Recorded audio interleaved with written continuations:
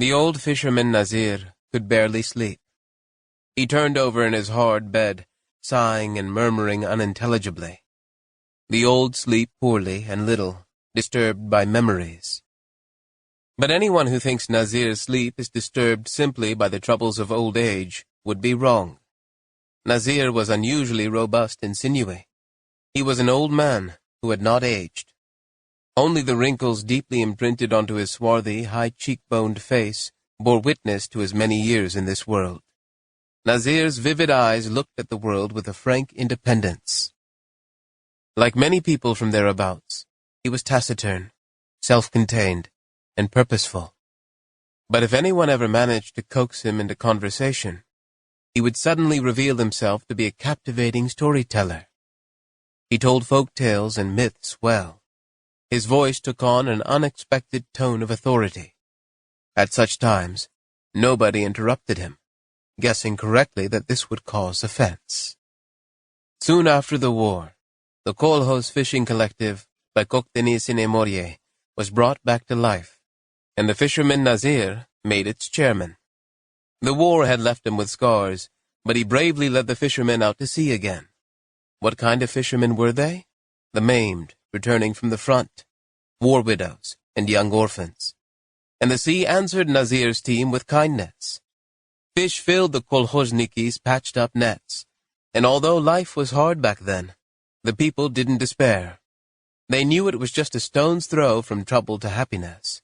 You might be wounded today and healed tomorrow. But now, it's as if fortune and misfortune have changed places, as if the sea has decided to torment old Nasyr as he nears the end of his life, as if it is unwilling to let the man who loved it so faithfully and with such devotion all his life go peacefully, as if it wanted to take revenge on him for the sins of all humanity. The sea was dying. Man has brought it too many sorrows. It was dying, and it would not give old Nasyr a quiet, honest death either.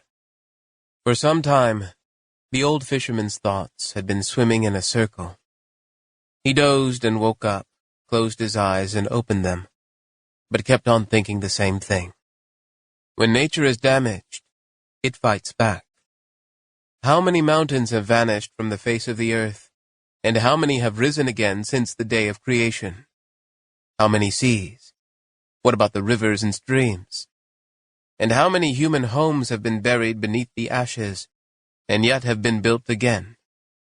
Nature needs it to happen. Nature, and only nature, knows why. What a fool was man who descended from Adam and Eve. How foolish and arrogant. Long ago, he stopped respecting nature as a mother, and began to force her to his will, attacking her again and again, ignorantly and irreparably, with increasing violence. And even though she was patient and benevolent, like a mother with her recalcitrant child, she was now taking revenge for his folly and cruelty. Indeed, it is said God blessed man with a life of peace and with intelligence. Did he not create people in his own image and tell them to live, and your kin will spread across the world? He said, "Everything is yours, the fish in the rivers, the birds in the skies, the abundance of fruit borne by the bountiful earth. Enjoy the earth and its riches." Although God provided well for man's belly, he gave him too little reason. If we read the Quran very closely, isn't it written that the power of one over another contravenes the law of balance in nature? Doesn't it mean that in time, the normal working of nature will eventually break down? For years now, somber thoughts had plowed endlessly through Nasyr's mind. In public, he remained silent, afraid to pronounce his thoughts aloud. Yet the old fisherman had not lost hope. He believed that man must not abandon the parched sea in its anguish. If man brought trouble to the sea when he drained it, then man must heal it.